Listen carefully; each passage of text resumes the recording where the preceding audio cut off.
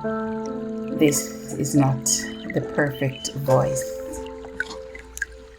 This also may not be the perfect speech, and definitely it's not coming from a perfect woman. You will hear grief here, you will hear disappointment, you will hear hurt, you will hear regrets, but you will also hear joy right here. Welcome to Written with Purpose. I am your host, Andrea Burke. And if this is your first time joining me, welcome. Wherever part of the world you are watching this from, I pray that this will be a blessing to you. And let me hasten to add, this is my first video podcast. I did a few episodes before, but they are all audio. So now I'm trying to navigate into the video. So this is my first video podcast. So welcome to every man, every woman, everybody, wherever you may be watching me from.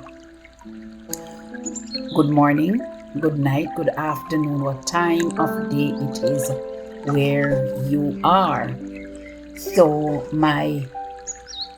the title of my podcast are Written with Purpose, but for each episode it's a different topic. And today's topic that I will be talking on is my arrival. My arrival in the United States of America, and how I navigated my arrival and how I'm still navigating. And I know that this is just my story, and all my podcasts are about my story.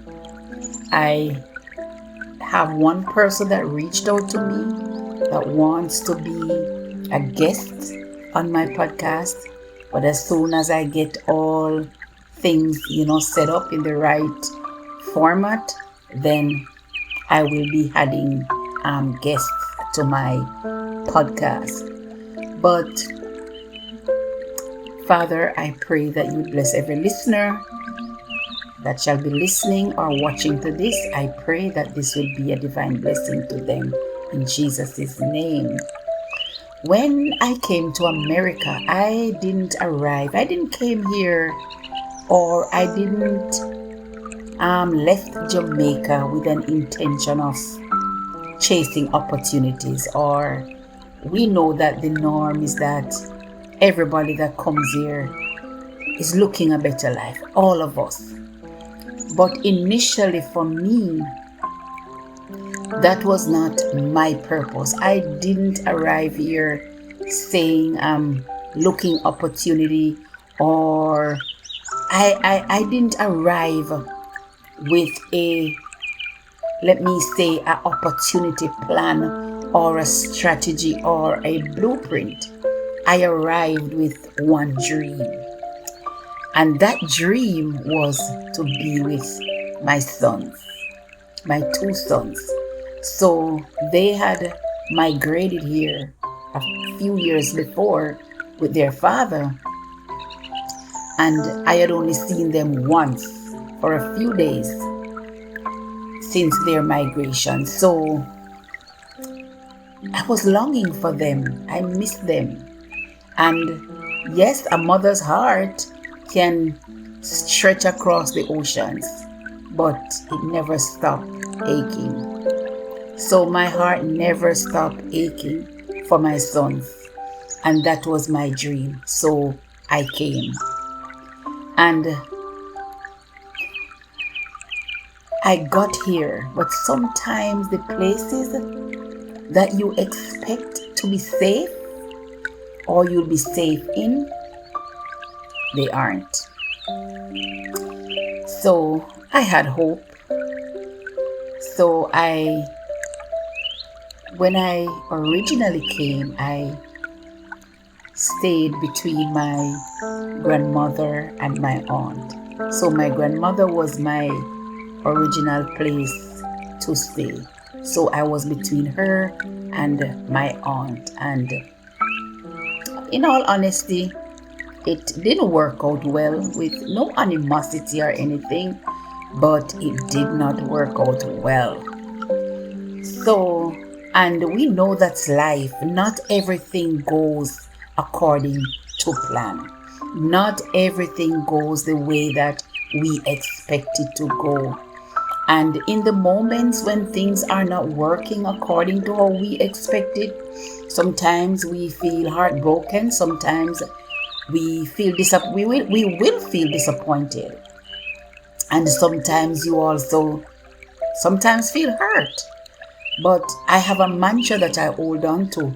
Just from learning from different experiences and being a Christian, nothing in our life is wasted. Nothing is wasted. It doesn't matter how hard it feels or how hard it seems, how long the pain is, it's not wasted. God is going to use that to glorify Himself. So that didn't work out well. And then I had a cousin and she invited me to come stay with her. And that was a blessing. And it was a blessing because my cousin never ever let me feel as if I'm unwanted. She and her mom, to the point that I call her mom Mommy as well. Her soul rest in peace. But they never let me feel as if I'm a stranger or I'm squatting. No. They let me feel welcome every day. And a week after I went to live with my cousin, I got my first job. Yes, I got my first job. And I think that was God whispering, you are not settled yet, but I'm already opening doors. And that job that I got, I stayed on that job for 4 years. 4 years until the husband passed away. And I became like family, in that family that I worked for. But then came a moment where tested me as a mother. I was tested. So my 2 sons, they live with their father and stepmother and family. And my test came where my younger son, he was 17 at the time. Yes, he was 17 at the time. He was about to finish high school. And there was a confrontation with him and his stepmom. And he was asked to leave the home. They said he can't live there anymore. Now, he had nowhere to go because that's his dad. I had nowhere to put him because I was staying with my cousin. And I was new to the country. I got this new job and it was paying at the time. And this is like 11 years ago. And I remember I was getting, I think, $250 per week. So he was asked to leave the home. He had nowhere to go. He was just 17. I had nowhere to go because I have no apartment for myself. I had no stability. I had no furniture. I had no plan. But motherhood, when you are a mother, you don't wait for perfect conditions. Motherhood, it demands courage in the middle of chaos.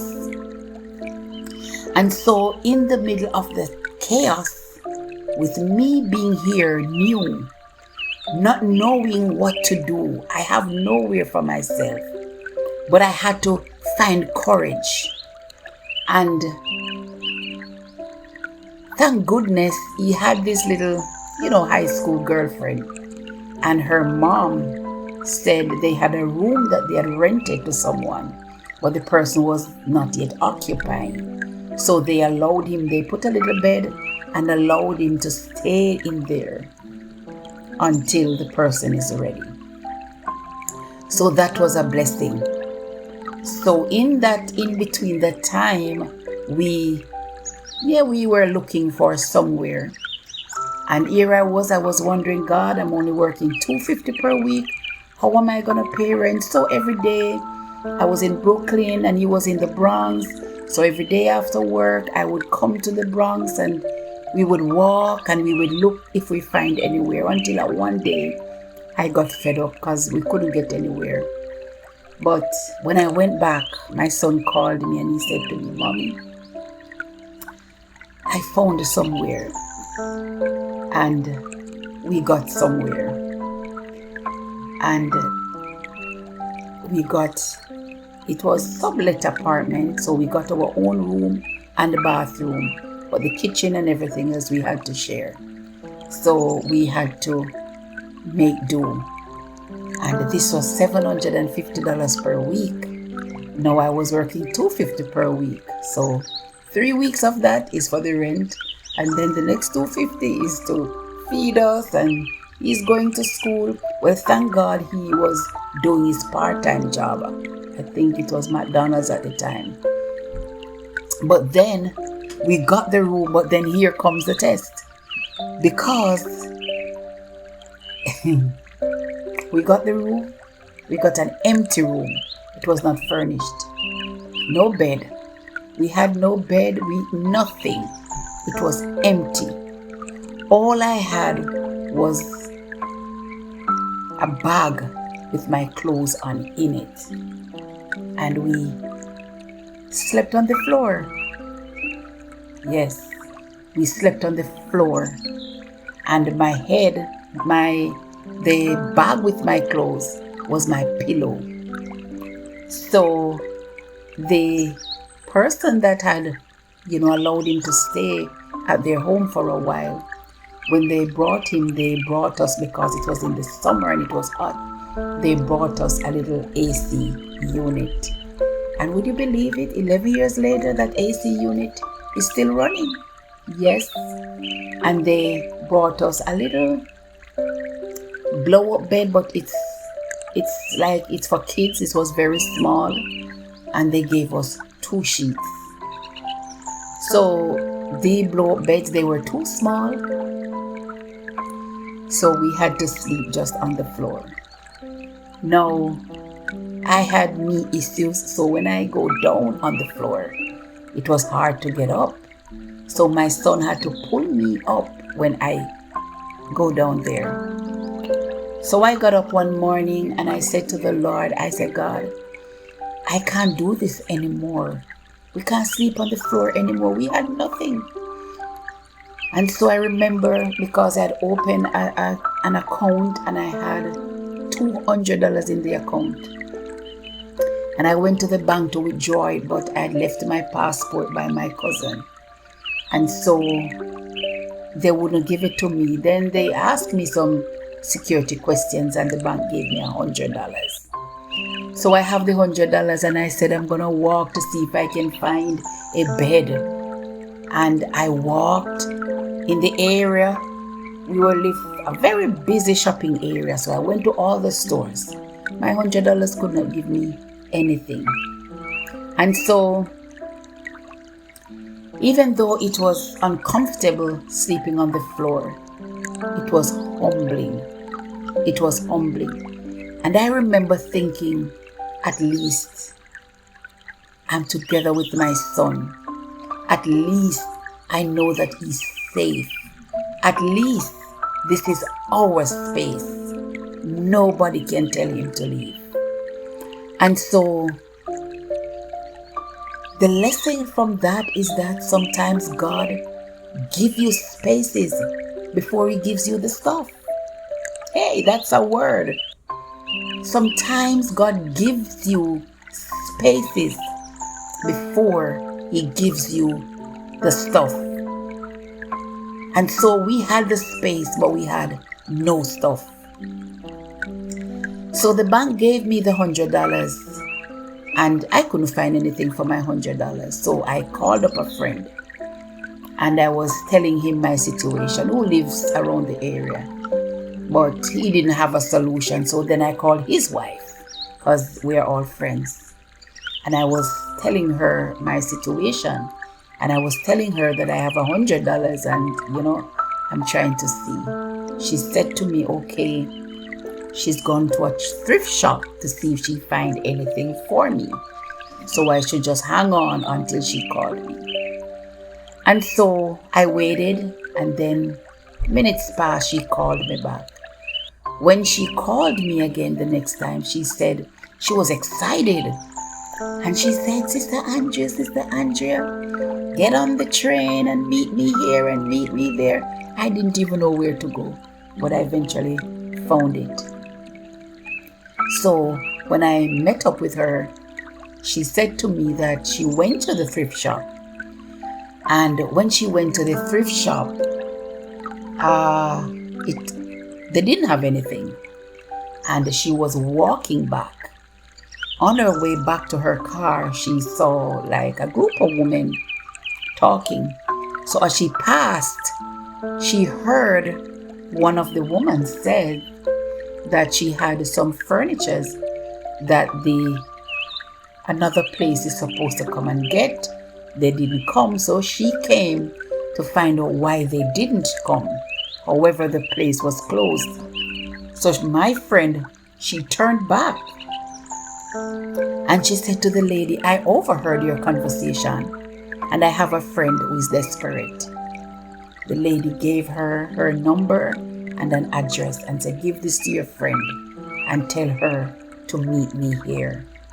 So when I met my friend, we rented a U-Haul truck. That's God. We rented a U-Haul truck and we went and we met the lady at a storage. And that lady, she gave me a dining table set, which I have until this very present moment. Because it's that good. I still have it 11 years later. She gave me dining table set. She gave me computer desk. She gave me sofa. I think I got 3 sofas. She gave me storage, all kind of, she gave me a lot of stuff. However, I was not too joyful, because what I needed was a bed. So when we packed up the truck and was about to leave the storage, we were having a conversation, and she said that every morning she listens to a devotional on some radio station. But that particular morning, she said the topic of the devotional was the acronym HOPE, HOPE. And it meant help one person each day. And so that was the reason why she went to the thrift shop, because she said she wanted to help one person. So after that, I still was not feeling joyful, because to me, I didn't need all those. I just need a bed. And then she said to me, she said, Andrea, don't worry. You have another stop to make. And she gave us her address for her home in New Rochelle. And we drove the U-Haul truck to New Rochelle. And that lady went into her house and she pulled down bed. Big, nice, queen-size bed. Nice headboard and everything. And she pulled down and she gave me. And then she said to me, you have another bed. She gave us another bed. She said, one for you and one for your son. Oh my God, oh my God. She gave us carpet, curtains, cutlery, utensils. She furnished the room for us. And not halfway, not partially, completely. She furnished everything that we got, furnished that room. And that wasn't charity. That wasn't pity. That was divine provision. That was divine provision. So God used a stranger when family couldn't. He used kindness when my resources were low. He used generosity to remind me, Andrea, I see you. He used generosity to say to me, I know what you need, and I will send help from unexpected places. And you may be watching this and you may have a situation. God sees you. He sees you, and He will send help. And so, navigating life here in America wasn't just about learning a new country. It was about learning also myself. What I learned that I am stronger than situations I walked into. I learned that God provides even when the provisions may look small. I learned also that humility is not a punishment, it's preparation. I also learned that a mother's resilience is also a spiritual weapon. Because during that time, with my son going through what he's going through, he's just 17 years old. I had to be praying. I also learned that sleeping on the floor doesn't mean that I was at the bottom. It means that it was a new beginning. So maybe you are in that place or space where things have gotten so low, and maybe you think that you are at the bottom, but see the other way, that it's a beginning. It's a new beginning. So I just want to encourage my viewers, my listeners, that if you are in your own arrival season, now maybe you are starting over. Maybe you are carrying your children through a storm you didn't create. Maybe you are sleeping on your own version of a floor. I slept on the literal floor. Maybe you are not sleeping on the literal floor, but you are on the version of your floor. Maybe you are feeling as if you are at the bottom, but it's a new beginning. But hear me, you may not have everything you need, but you have everything that God requires to begin. Yeah? Everything that God requires to begin in you, you have it.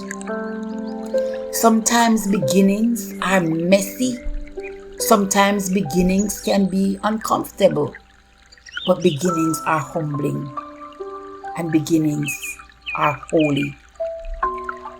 So, ask yourself, if you are at the version of your floor, if you are in a arrival season, ask yourself, what did you navigate that nobody knows about? Ask yourself, what did you survive that you never celebrated? Because my son and I, we navigated that. I never celebrated. What I'm doing now, I'm using it as a testimony to help somebody, to encourage somebody who may be in the version of their floor in their life. Ask yourself, what strength did you discover in the middle of this instability? Because I discovered new strength that I didn't know that I have, because I never shed a tear. I was someone that was very emotional, and anything that affects my children negatively, that's my weakness. That's what tears me up. And I never shed a tear, because in the midst of the version of my floor, I find something positive, because at least I know that my son was safe. He was with me. So in the middle of the instability and the floor season, what did you discover about yourself in that moment? And I just want to encourage you that it doesn't matter the situation that you are going through. And sometimes things happen that are intentional towards you, and it was meant to break you. It was meant to destroy you. It was meant for them to laugh at you. It was meant for them to see you as a demise. But I want to encourage you. If you trust God, nothing will be wasted. Nothing will be wasted. Whatever is meant for evil, God will turn it around for good and in your favor. So even if you are in that situation that seems as if there is no way out, trust me, there is a way. Persevere. Push to the hardest moment. Through the hardest moment. And one thing I can say, there must be somebody in your corner. There must be even one person that you can call. Because remember, God is not coming down here to do anything for us physically. What He does, He empowers others. He empowers us because we are His hands and His feet down here. So He empowers people with resources to help each other. So there must be one person that you can find. So maybe your arrival may have been as rocky as mine. Maybe it was worse. But I can tell you that it's not wasted. It is not wasted. And beginnings are holy. And beginnings are humble. So go through your humble beginning and trust God. So Father, for every listener who is navigating a new season, a new country, a new beginning, cover them, Lord. Provide for them in unexpected ways. Send help from places that they didn't anticipate, like you did for me. Strengthen their hands, steady their hearts, and remind them that every step they take is written with purpose. Thank you for listening to Written with Purpose. If this episode blessed you, share it with someone who is navigating their own beginning. Until next time, walk in purpose, live in grace, and remember, your story is still being written. God bless you. Bye.